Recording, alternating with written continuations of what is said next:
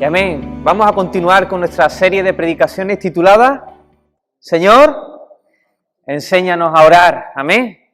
Señor, enséñanos a orar. Y sabéis que estuvimos un tiempo acampando en el Evangelio de Lucas, capítulo 11, y ahí estuvimos viendo el Padre Nuestro.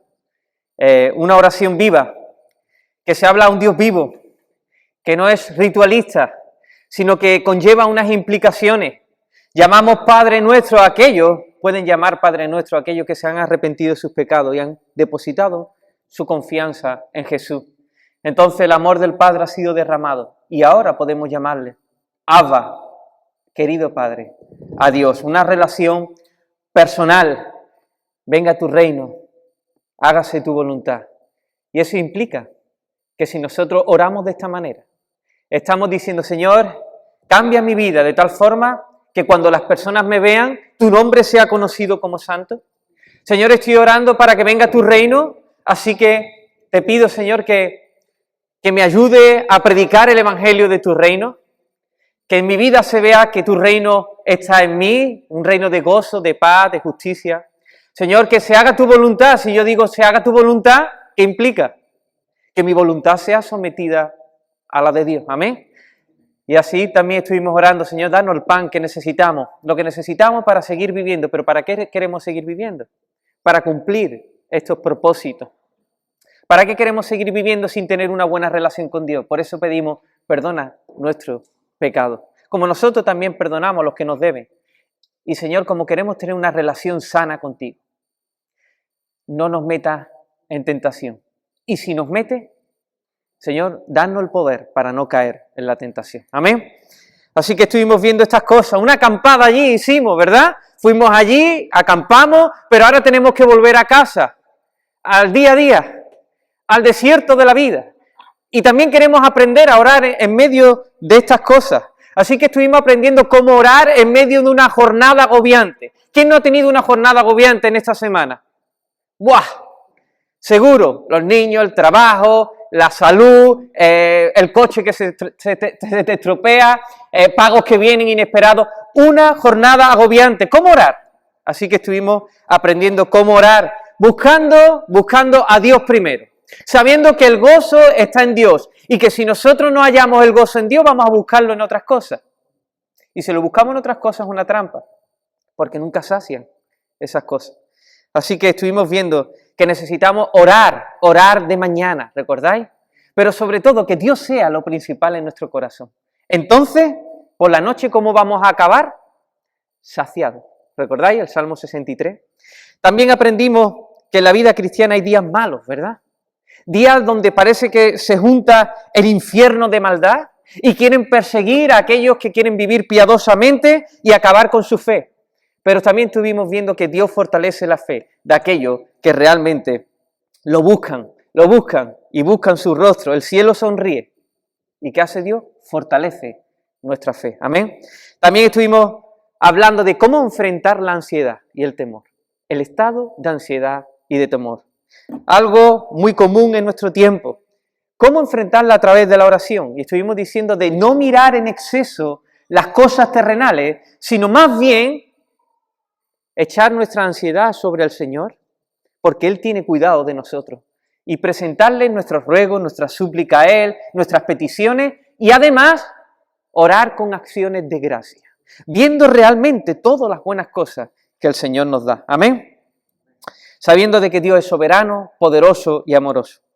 Hoy vamos a hablar de otra adversidad cotidiana. Algo muy cotidiano, el pecado.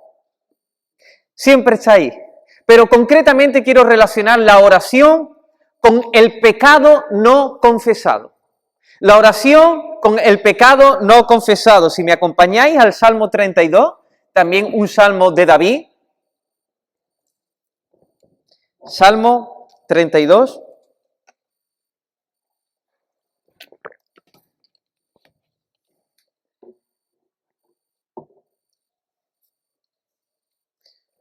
¿Lo tenemos? ¿Veis cómo empieza, verdad? ¿Cómo empieza ese salmo? Bienaventurado. Estas palabras en hebreo es difícil traducirla para nosotros. Es inmensamente, supremamente, infinitamente o algo así, feliz, dichoso, pero feliz en el sentido más amplio de la palabra. No es una simple emoción que se va, que se evapora, no es algo que has conseguido, una meta que has conseguido y por eso te sientes feliz. No, no, no, no, está hablando de un estado, de algo que está siempre en nuestro corazón. Y esa bienaventuranza tiene que ver con una relación con Dios, por medio de Jesús. Eso es lo que trae gozo a nuestro corazón. Para eso estamos diseñados. ¿Verdad que cuando hablamos de la felicidad es algo que despierta nuestro interés? ¿Quién no quiere ser feliz? ¿Quién no quiere ser feliz?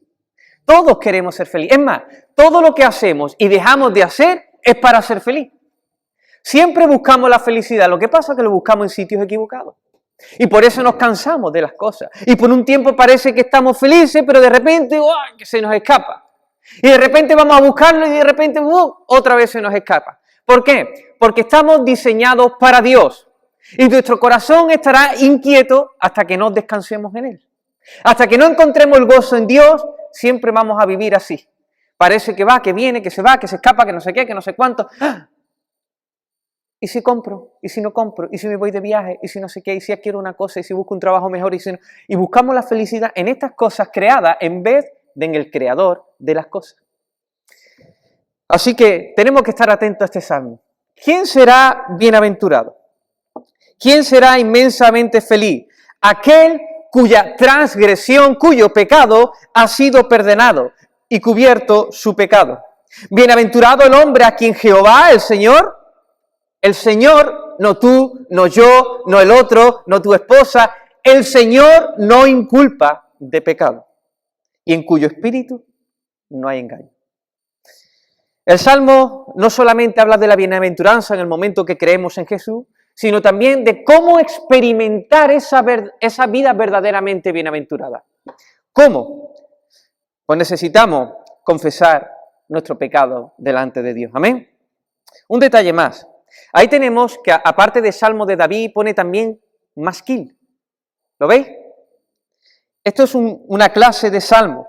Esta palabra nos refiere a como un poema contemplativo, un salmo de entendimiento, un salmo idóneo. Es como contempla, comprende, y esto es algo ideal, es lo que está diciendo. Así que vamos a ver este salmo.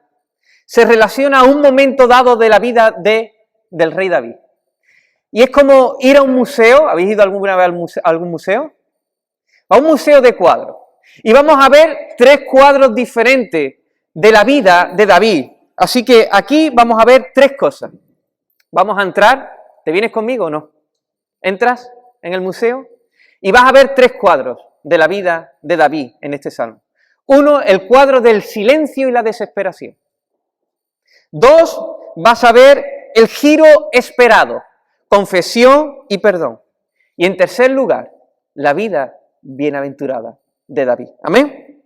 Comencemos con este primer cuadro. Salmo 32, versículos 3 y 4. ¿Qué dice? Mientras callé, se envejecieron mis huesos. En mi gemir todo el día, porque de día y de noche se agravó sobre mí tu mano. Se volvió mi verdor en sequedales de verano. ¿Y qué dice? Selah. Selah significa un alto. Párate, piensa, medita en las Escrituras. ¿Qué podemos leer? Pues 2 de Samuel, capítulo 11, que corresponde con respecto a los pecados que David cometió en un momento dado de su vida. En este capítulo de Samuel se nos habla de que David, siendo rey, no fue a la guerra. Cuando todos los reyes salen a la guerra. Y él que dijo, no, yo no voy a la guerra. Muchas guerras he batallado. Yo me quedo aquí, me doy una siestecita. Y eso es lo que pasó. Se durmió allí en el terrado de su casa. Imagínate, en el palacio.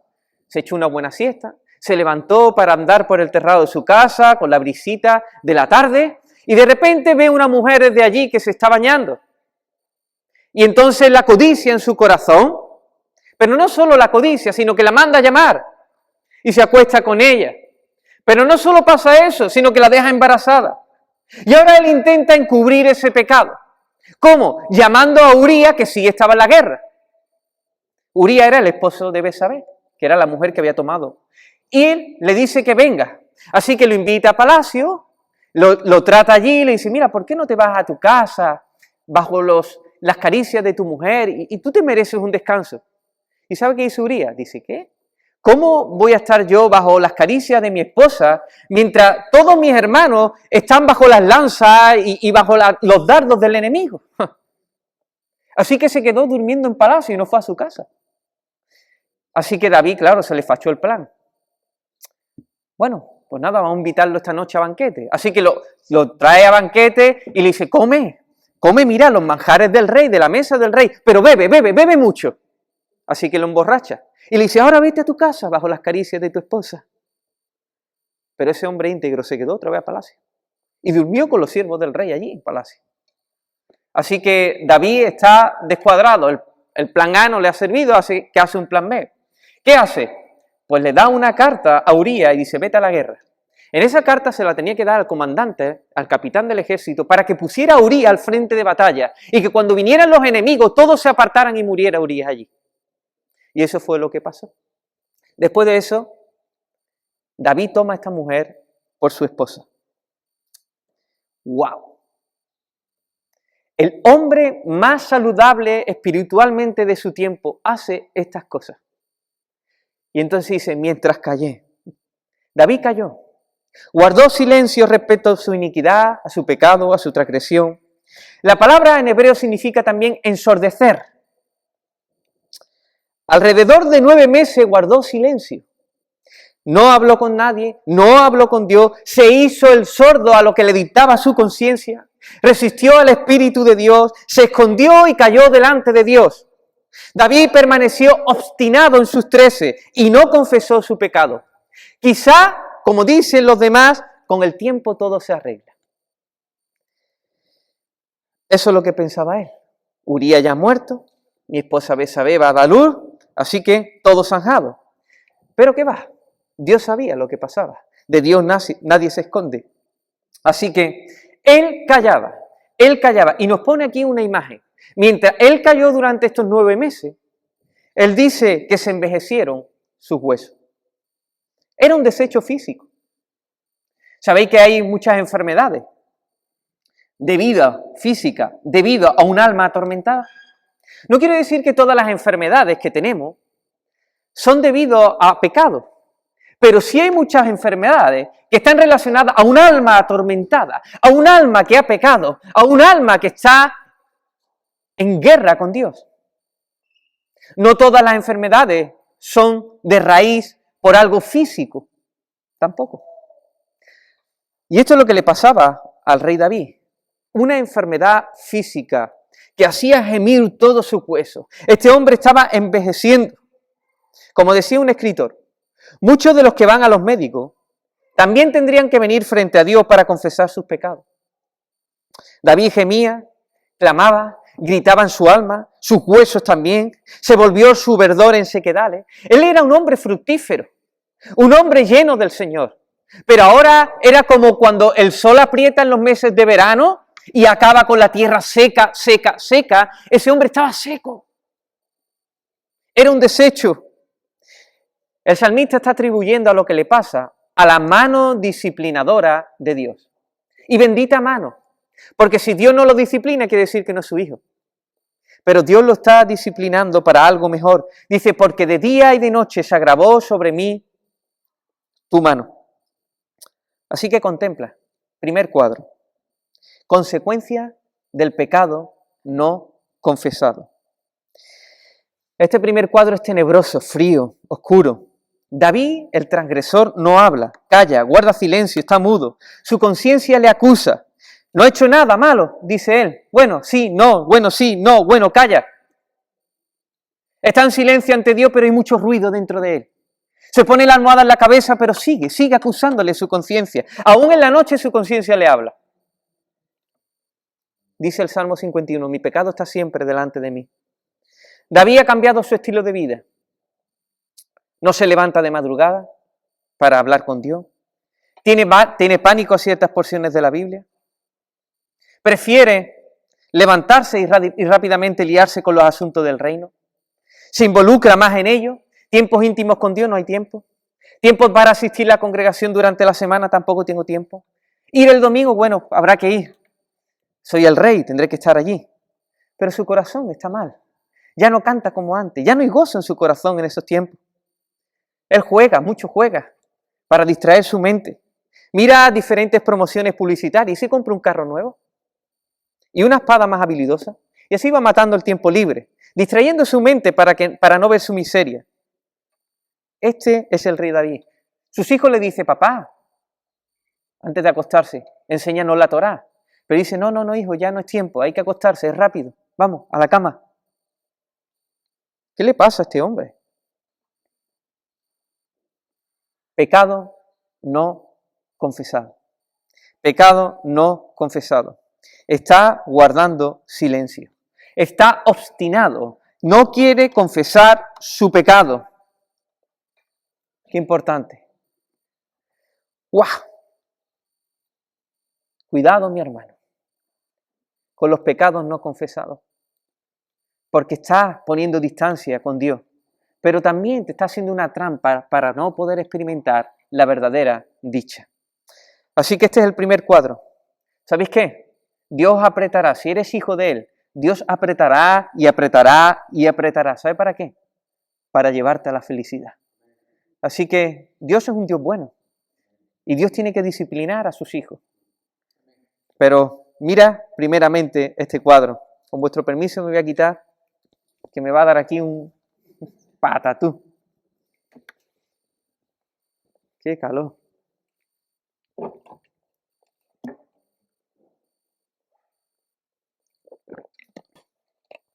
Vamos al segundo cuadro. Hay esperanza. Amén.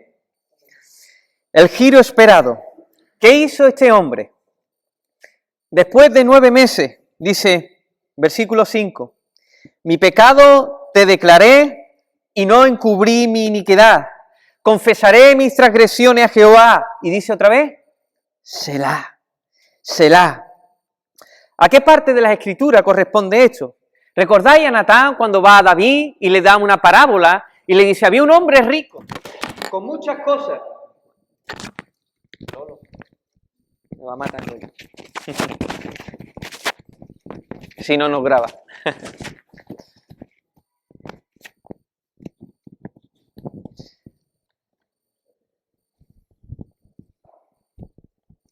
Este hombre, David, había sido confrontado por Natán, que había entrado en la presencia del rey y le había dicho, mira, te voy a decir una parábola. Había un hombre rico que tenía muchas corderitas, mucho ganado, muchas cosas, y le quitó al hombre pobre que solo tenía una corderita la suya. Y entonces el rey David dice, se levantó en furor y dice, ese hombre es digno de muerte. Y entonces Natán le dijo, tú eres ese hombre. Entonces en ese momento, el rey David, en ese momento, dice, he pecado contra Jehová, contra el Señor. David declaró su pecado, confesó, él sintió verdadero arrepentimiento, verdadero pesar. Pequé contra Jehová. En el Salmo 51, que también es un salmo de arrepentimiento, dice, contra ti solo he pecado, Señor. Él sabía que había pecado contra el Señor, había atentado contra Dios. Es casi inevitable comparar este episodio con el episodio de Saúl. ¿Recordáis de Saúl, el rey Saúl, el primer rey de Israel? Este hombre, Dios le mandó a que fuera a batallar contra Amalek y que exterminara todos los ganados. Sin embargo, él perdonó el ganado mejor. Y el rey de Amalek. Y de repente fue allí Samuel a confrontarlo, otro profeta de Dios. Y mientras Samuel se está dirigiendo a Saúl, Saúl viene y dice, he cumplido toda la palabra de Jehová. Y entonces Samuel dice, ¿qué balido de ovejas es ese? Y bramido de vaca estoy escuchando. ¿Cómo que has cumplido todo? Entonces Samuel le dice, Dios te va a quitar el reino. Y entonces él dice, he pecado. Pero es que el pueblo me presionó para que hiciera esto. He pecado, dijo, pero vuelve a mí y hónrame delante del pueblo. ¿Qué pasa? ¿Por qué Dios perdona a David y Dios no perdona a Saúl cuando, humanamente hablando, podemos decir que los pecados de Saúl eran más pequeños que los de David? David decía, he pecado. Saúl decía, he pecado. La diferencia era que David decía, he pecado contra el Señor. Y Saúl decía, he pecado, pero disculpaba el pecado. Minimizaba el pecado. Pero bueno, que yo he ido a la misión que Dios me ha dicho. Yo he pecado, pero espérate, vuelve conmigo y hónrame delante del pueblo. Estaba interesado en la gloria de los hombres, no en la gloria de Dios. Sin embargo, David le daba igual. A David lo que le pasaba era lo que pensara Dios acerca de él. Querido, muchas veces justificamos el pecado, minimizamos el pecado, disculpamos el pecado. Decimos, sí, he pecado, pero mira lo que me hicieron. He pecado, pero mira la trayectoria de mi vida. He pecado, pero mira. Dios atiende un corazón contrito y humillado. A ese corazón Dios no lo desprecia. Da igual el pecado que hayas cometido.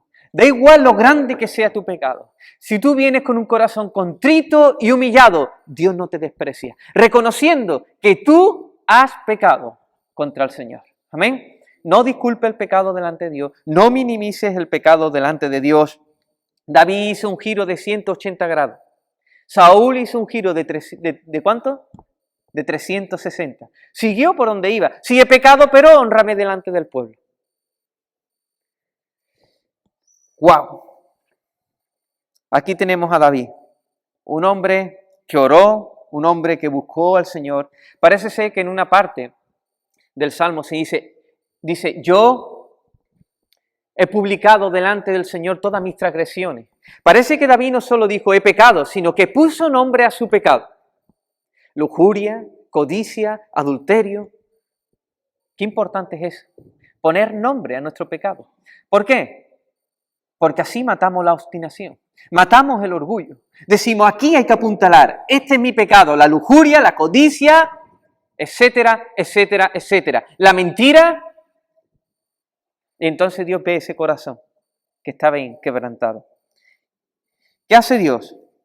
Dice, versículo 5, mi pecado te declaré y no encubrí mi iniquidad. Y entonces dice, confesaré mis transgresiones a Jehová y tú perdonaste la maldad de mi pecado. Dios perdonó el pecado de David. A ver, espérate, Isaías. David no huye de su responsabilidad, codicia, adultera, mata y dice pecado contra Jehová y Dios lo perdona y ya está y se acabó. Este hombre es un miserable. O sea, David dice pecado contra Dios y ya Dios lo ha perdonado. Sí. Eso se llama gracia. Sublime gracia. Inmensa gracia. Bendita gracia del Señor. Esa es la gracia que Dios derramó por medio de Cristo para aquellos que creemos. Un sinfín de pecados. Sinfín de pensamientos que hemos tenido malos. Cosas que hemos hecho tan desagradables. Pero que si venimos quebrantados delante de Dios y con un corazón verdaderamente arrepentido, Dios derrama su gracia para nosotros. Sublime gracia, bendita gracia, que nos perdona, que nos santifica, que nos salva. Esa es la gracia del Señor.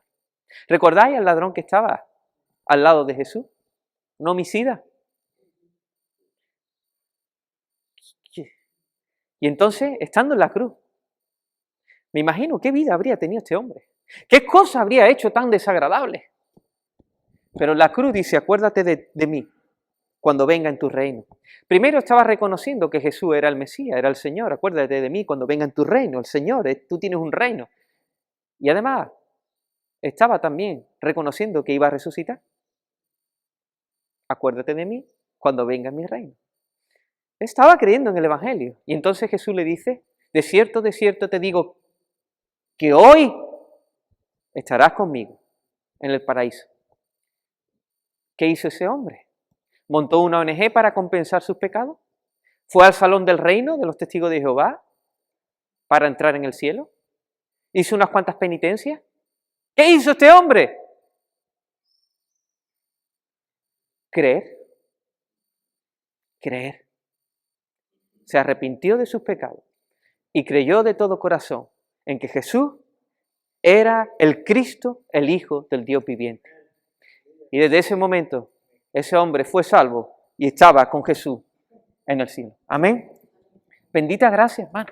Esta es la gracia que viene de parte del Señor. Amén. Dice, si confesamos nuestros pecados, Él es fiel y justo para perdonarnos nuestros pecados y limpiarnos de toda nuestra maldad. Amén. Dios nos otorga por medio de Cristo gracia, misericordia, perdón. Hay inmenso perdón. Así que vuélvete a Dios, confiesa tu pecado y Él te perdonará. Amén. Querida alma que estás aquí, si eres pecador, si has vivido y te has dado cuenta que has vivido una vida entera a espaldas de Dios, que no has hecho caso de Dios, que has hecho tu vida a tu forma, quiero decirte que Dios ha dispuesto una forma para absolver tu pecado y no invalidar su justicia. Porque Él es justo, Él es bueno y Él es amoroso. ¿Pero cómo? El pecador merece la muerte. ¿Y qué pasa? ¿Que Dios lo perdone y ya está? No, porque si no, no sería justo. Entonces, ¿cómo puede ser Dios amoroso y justo? Pues hay que mirar a Cristo en la cruz. ¿Qué está haciendo Cristo en la cruz? Está tomando tu identidad, está cargando cada uno de tus pecados y lo está llevando a la cruz del Calvario. Ahí debería estar tú y debería estar yo. En la silla de los acusados, en la silla del juicio. Pero Cristo toma el pecado de su pueblo y va a la cruz del Calvario, cargando cada uno de nuestros pecados. Y Él en la cruz es castigado por cada uno de nuestros pecados. La justicia divina cae sobre Él. Pero no solo está pasando eso en la cruz, sino aquellos que creen en Él. Lo que está haciendo Jesús es imputarle, traspasarle su justicia. Jesús vivió una vida perfecta, de perfecta obediencia, de méritos. Y todos los méritos los está poniendo en la cuenta de aquellos que creemos en Jesús. La vida de Jesús para nosotros y la vida nuestra fue para Jesús. Eso es lo que está pasando en la cruz del Calvario. Un glorioso intercambio. No hay otra forma. No hay otra forma para ir al Padre. No hay otra forma para experimentar la bienaventuranza. No hay otra forma para ir al cielo. No es esta iglesia, no es aquella iglesia, no es esta religión, no es... Jesús de Nazaret. Solo Cristo. Solo Cristo. No hay un nombre debajo del cielo dado a los hombres en el cual podamos ser salvos. No hay otro nombre. Yo soy el camino, dijo Jesús. Yo soy la verdad y yo soy la vida. Y nadie viene al Padre si no es por mí. Jesús, te estoy presentando a Jesús. En este día te estoy presentando a Jesús. Al Cordero de Dios. El que fue a la cruz del Calvario por personas pecadores como tú y como yo. Y allí cargó cada uno de nuestros pecados. Y Él fue castigado por cada uno de nuestros pecados. Para que ahora todos los que creen en Él no se pierdan, mas tengan vida eterna. Querida alma, hoy es día de salvación y hoy es día de perdón. Aquellos que somos hijos de Dios también nos manchamos en el camino. También hay pecados que no confesamos delante de Dios y nos está haciendo mal. Hoy es día también de perdón para ti y para mí. Amén. Arrepiéntete, confiesa tu pecado, Dios te perdonará. Amén. Y serás bienaventurado. Fijarse, el tercer cuadro, versículo 6, versículo 7. Dice, por esto orará a ti, todo santo, en el tiempo en que pueda ser hallado. Selah, pone ahí al final. Alto, pausa, lee. ¿Dónde nos está dirigiendo el salmista? Pues el capítulo 12, para ver los resultados del perdón de Dios. David se tuvo que sentir, ¡wow!, un peso de encima quitado, una deuda infinita pagada, una conciencia que al fin le daba descanso. La culpa ha desaparecido, la guerra ha cesado y el gozo, la paz de Dios está ahora de nuevo en su vida. No hay mayor felicidad, hermano, querida alma, que tener una relación sana con Dios. No es perfecta, pero sí es sana. Una relación personal. Una relación íntima con Dios. Y David la había recuperado. Amén. Había recuperado el gozo de su salvación. Dice, por esto orará a ti todo santo. ¿Por esto a qué se refiere? Que Dios es perdonador. Amén. Y es pronto para perdonar. Y puedes decir, pero es que mi pecado es terrible. Si yo te cuento, Isaías, si yo te cuento mis pecados, si yo te cuento las transgresiones que yo he hecho, no hay pecado grande para Dios. Dios es suficiente para perdonar todo pecado. Así que ven a Él, no lo temas. Él es tu Padre bueno que quiere darte buenas cosas. Amén. Y ha dado a su Hijo para que ahora puedas tener una relación con Él, íntima, personal y apasionada. Amén.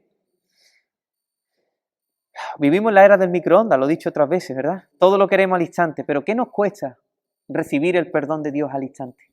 ¿Sabéis por qué? Por nuestro orgullo. La gracia de Dios es una patada al orgullo. Espérate, Isaías, pero algo tengo que hacer. Si Dios me perdona y ya está. Esto es como el que te quiere invitar y tú no lo quieres. Que no, yo esto te lo debo, que te quiero invitar. Pero da igual, mañana te pago yo. Que te quiero invitar. Que la salvación es gratis. Que no tienes que hacer nada.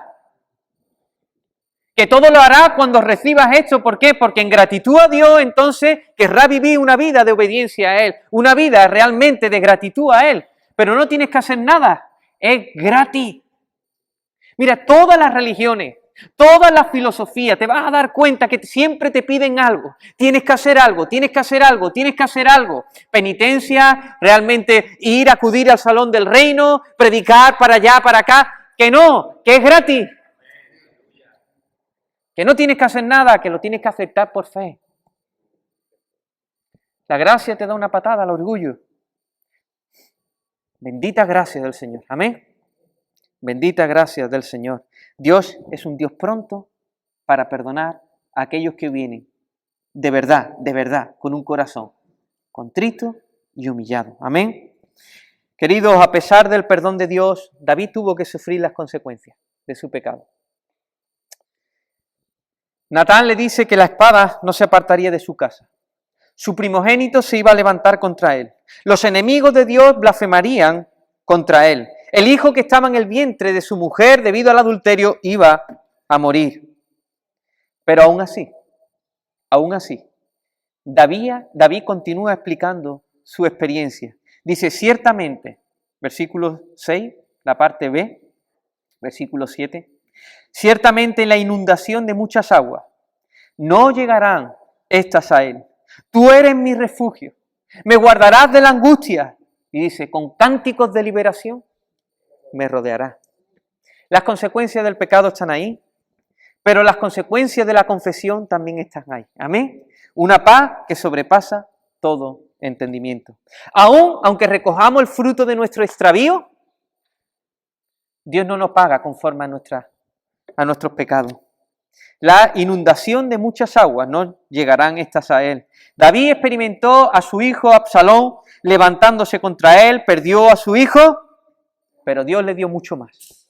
¿Recordáis que después de eso fue a consolar a su mujer Betsabé y tuvo un hijo que se llamó Salomón? Significa amado de Dios. Amado de Dios. Salomón fue el rey después de él y el único rey en el tiempo de Israel en el cual ha habido prosperidad y tiempos de paz. Mira qué regalo le dio Dios. Has perdido este hijo, pero mira lo que te doy. Salomón, amado de Dios. Querido, a pesar de que los enemigos se levantaron contra él tuvo a Dios como su refugio. Amén. Un Dios lleno de gracia, que borra sus rebeliones. Así que, fijarse la vida de David.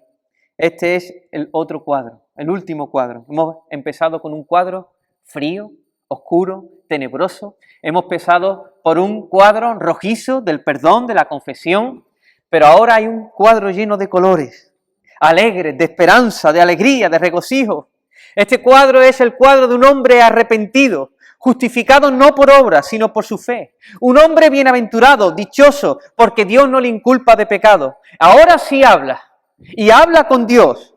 Está con su conciencia tranquila.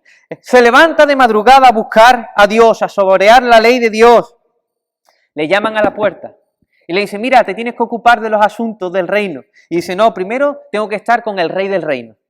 Y entonces después haré las otras cosas. Se reúne con los santos, no solo el día del Señor, sino diariamente. En los tiempos muertos aplica su corazón para conocer más de Dios. Se dirige a la habitación de sus hijos con la Torá en los brazos, ora con ellos y alaba con su arpa. La mano de bendición de Dios está sobre él y lo hace prosperar. La vida continúa, aparece la espada, sus enemigos blasfeman, pero su gozo permanece. Sigue habiendo arpa, sigue habiendo canción en la mañana, sigue habiendo salmo, deleites, deleites y deleites en la palabra de Dios. Bendito sea el Señor. Amén. Qué cuadro tan precioso. No sé cómo has entrado aquí. No sé si te identificas con algún cuadro. Si estás ahí, en ese cuadro tenebroso, frío, quiero decirte que hay esperanza. Si estás en el momento donde estás confesando, incluso ahora mismo estás confesando, a lo mejor delante de Dios, quiero decirte que hay esperanza. Amén. Que Dios es pronto para perdonar. Hermanos, hay una vida de verdadera felicidad. Verdadera felicidad. Sí, hay achaques, hay aflicciones, hay problemas, lo hay. Mientras los esperamos a Él, habrá estas cosas. Oh, pero qué maravilla es que tu gozo esté bien posicionado, que tu paz esté bien, que tu conciencia esté tranquila delante del Señor. Amén. A estas personas Dios les da una promesa, versículo 8. Te haré entender y te enseñaré el camino que debes andar. Sobre ti fijaré mis ojos. Dios mismo, fijando sus ojos en ti, el Creador del cielo y de la tierra, el Dios todopoderoso, sublime, hermoso, fija su mirada en ti. Y entonces dice, tú eres mi hijo, te haré entender por el camino que debes andar. Y tendrás que tomar muchas decisiones, pero Él te va a guiar, y te va a guiar, y te va a guiar. Amén. Hay una promesa, también hay una advertencia, versículo 9. Dice, no seáis como el caballo, o como el mulo, sin entendimiento, que han de ser sujetados con cabestro y con freno, porque si no, no se acercan a ti. El caballo ansioso por ir adelante, hay que ponerle un bocado. Al burro que no quiere ir hacia adelante, hay que darle. Entonces Dios dice, no seáis duros de servir, no seáis obstinados, no seáis como el caballo, ni como el burro. Dejad la obstinación, dejad la terquedad, porque hay muchos dolores para el impío. También hay muchos dolores para el hijo que reniega, que niega a arrepentirse. Dice, más el que espera, versículo 10, más el que espera, más el que confía en el Señor, le rodea la misericordia. Amén. Y por último hay un llamado, versículo 11, alegraos en Jehová y gozaos, y cantad con júbilo todos vosotros los rectos de corazón. Este es el secreto. Yo no quiero ese cuadro, ¿verdad? Yo no quiero llegar ahí a David. Lo he vivido. Lo hemos vivido. Pero yo no quiero llegar más ahí. Entonces, alégrate en Jehová. Que tu gozo esté en Él.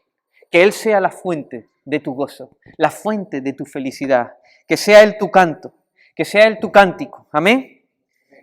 Así que, querido, hay una vida bienaventurada, reservada para todos aquellos que creen, que pecan, pero se arrepienten de su pecado. Amén. Porque sabe que Dios es pronto para perdonar. Amén. Oramos en este día. Te alabamos y te adoramos, Señor. Gracias y gracias y gracias por tu Hijo amado. Gracias por su obra en la cruz del Calvario. Gracias, Señor, porque llevaste cada uno de nuestros pecados, Señor, para darnos vida y vida en abundancia, Señor. Queremos vivir para ti, Señor. Queremos vivir para ti. Oh, Señor, te pido, Señor, si hay personas que no te conocen, Señor, que tú te muestres a ellos, Dios mío. Tú eres el único que convence de pecado. Tú eres el único, Señor, que derrama arrepentimiento y fe. Así que te pido que tú hagas lo que nosotros no podemos hacer. También por nuestras vidas como hijos tuyos, Señor. Oh, Señor, si hay cosas en nuestra vida que no andan bien, Señor, que estamos obstinados. Si hace falta, aprieta tú, Señor. Porque queremos vivir la vida que tú has preparado para nosotros. Señor, queremos disfrutar de ti. Disfrutar de una relación preciosa contigo. Te pido, Señor, que tú nos sigas hablando en este día de una forma muy especial. Y que tú hagas de aquí un pueblo gozoso en ti. Dichoso en ti. En el nombre de Jesús.